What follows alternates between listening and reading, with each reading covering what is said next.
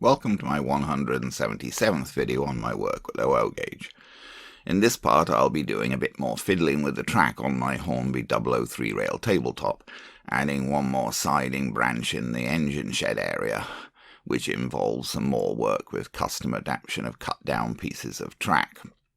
Just a brief one this time, but I like to keep up with these things. To some extent I'm exhausting the 3-rail track that I have on hand. I've got plenty of full standard curves. Those tend to be the most plentiful track pieces, as 8 of them came with every train set sold. I used all of the full straights that I had from my initial purchases from eBay UK, but then I bought another bundle of 5 standard full straights at the Breslau train show the other weekend. And so far as points were concerned, all I had left on hand was one isolating left-hand point and one non-isolating left-hand point. The non-isolating points are much less useful than the isolating ones because, well, they don't isolate, they don't switch power. So if you use a non-isolating point to branch a siding, that siding will always have power regardless of how the point is set, making it impossible to park a loco on the siding unless you make separate arrangements to cut off the power to the siding. With an isolating point, it's simple. If the point isn't set to provide access to and from the siding, there'll be no power to the siding, and so any loco in the siding will remain quietly parked. One item I was out of was half curves, and a half curve is required after a point if you want to bring the branch track back parallel to the line going straight through the point. So when I put in my previous siding between the 2 back loop branches, I cut a full curve in half to provide a half curve for use with a point for that siding. When I cut that full curve in half, as seen here, one of the cut sections, the one on the right here, had a nice neat end since one of the supports for the centre rail came right at the end.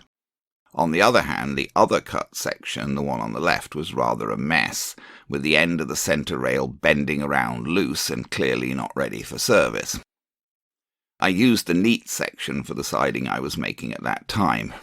But now I wanted to make another parallel siding, so I needed another half curve, and I wanted to use the dodgy section from this cut rather than wasting it. I thought that I'd photographed this on the bench, but I guess I didn't, so here's a picture of it after completion of the siding. The repaired dodgy piece is at back right here. I cut a piece of thick card and tested it to get something that when fitted under the loose end of the centre rail would hold the end of the centre rail at the right height for joining with another piece of track. When I'd got a suitable piece of card, I coloured it a bit to try to make it blend in with the track base somewhat, and then superglued it to the track base under the end of the centre rail. Then when that superglue set, I superglued the end of the centre rail itself to the piece of card, so holding the centre rail in position in the centre of the track and at the right height. A bit of a bodge, but it works quite well as a substitute for the regular pieces that support the centre rail. The card, of course, insulates the centre rail from the base. I cleaned the pieces of track for the new siding and tested for continuity. When you get old isolating points that probably haven't been used for ages, a certain amount of work is generally required to get them functioning properly.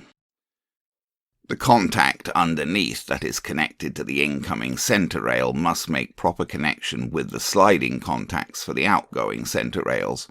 And of course it must only make connection with one of those contacts at a time, or the purpose of the isolating point is lost. Although the isolating point could provide continuity from its incoming centre rail to the outgoing centre rails once I cleaned and adjusted the contacts, there was no continuity from the point to the cut half curve, as the cut half curve did not have the necessary connection for the third rail at its cut end.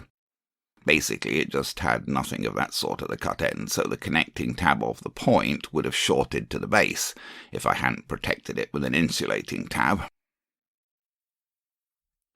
To provide continuity, I intended to solder a wire across between the centre rail contact on the point and a centre rail contact on the half curve. I know some people solder the actual rails, but I find that more tricky to do well, and I find using a wire underneath easy to do and very reliable. However, the centre rail contacts under the regular pieces of track are not that easy to solder to. They tend to have a lot of tarnish on them, and even with good cleaning and flux, I find that solder doesn't want to take on them. So I use a file to scrape off the surface to get down to bare metal to which the solder will take. The contact, of course, needs to be to those centre tabs, which are actually extensions of the centre rail itself. You mustn't allow contact between the centre rails and the outer tabs, as those are part of the base. So as you can see here, I've basically scraped the inner tabs with a file to get them down to bare metal. The other end of the wire would be connecting to the centre rail contact on the point, which already had solder on it as part of how the point was made. I cut a piece of wire to the right length and stripped small sections on each end. You can also see here my insulating tab protecting the connecting tab from the point to stop it contacting the base of the cut curve. The white square here, that's just a piece of paper with transparent tape on either side, but it works fine for insulating the tab. I got out my soldering station and my helping hand to do the soldering work. First, I put the piece of wire into the helping hand and tinned the two ends. This was meant to be a picture of the tinned end of the wire, but I didn't persuade the camera to focus on the right thing. Still, I left it in because I thought it was rather a fun picture somehow.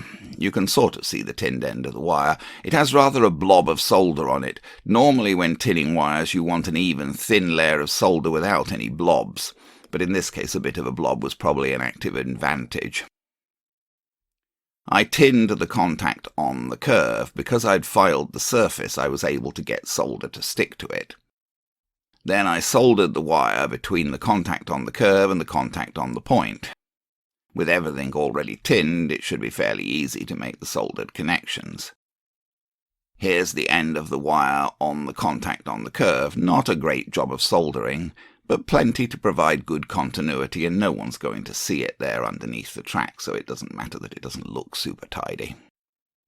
Here's the connection at the point end. It took a little bit more heat to get the old solder on the point to melt. That's likely lead solder from back in Binns Road. But once it melted, a firm connection was made. I tested the continuity after my soldering, and the point now passed power to the curve centre rail properly when it was set to turn. This was the fish plate on the other end of the curve from the original full curve. The fish plates of old three-rail track often come mangled like this, and they must be fixed, of course, for the track to be joined properly. You can also see clearly here how the regular connections for the centre rail work. The centre rail actually has tabs formed right into it, which pass through slots in the insulating piece, and then are bent round together underneath. I used pliers to bend the fish plate back into shape. It's not perfectly pretty, but it should be good enough to make a firm connection. I also cleaned the contacts with electrical contact cleaner. I laid the pieces out on the tabletop as they were supposed to go. I replaced the first full straight in the original upper siding with the left-hand isolating point and a half straight. Then the point already had its half curve attached to it, as we've just seen, and the full straight removed from the original upper siding could be used to complete the new siding. Here's my track diagram for the tabletop as things were before this change. And here's the new siding filled in. I've anticipated a bit with respect to the engine shed. At the moment what I have is the super quick two-road shed that I built in part 174, but I wasn't all that happy with that for this layout, so I've bought a Dublo engine shed and a Dublo engine shed extension kit. The Dublo engine shed will take two normally spaced tracks, and the extension kit allows the width to be expanded to take another two tracks with pillars in the centre of the extended shed. I haven't received the Dublo shed items yet, but when they come I intend to install them on the end of these sidings, replacing the super quick shed. hence the wider shed indicated in this diagram. I joined up the sections to complete the track modification. One slight problem was that the end of the new siding was so close to the point on the outer loop that there wasn't room for a buffer stop on the end of it. A buffer stop will be required as the Dublo sheds are open at both ends with no back walls. I had some metal Dublo buffer stops and some plastic ones. I could have shortened the track a bit by cutting the straight, but I thought a better solution would be just to cut down one of the plastic buffer stops to make it fit. This is the plastic buffer stop seen from the bottom. Actually, only the frame is plastic. The buffers and the buffer beam are still metal and the buffers are sprung. I started to cut the back off the buffer stop with a razor saw.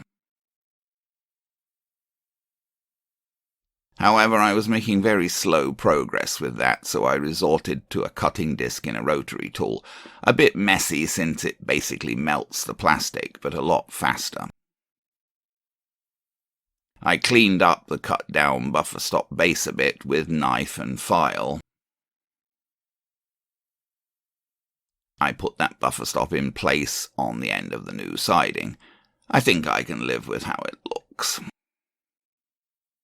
I did screw the buffer stop down with one of the 2mm screws that I bought for 3-rail track fixing, although my track in general isn't screwed down yet.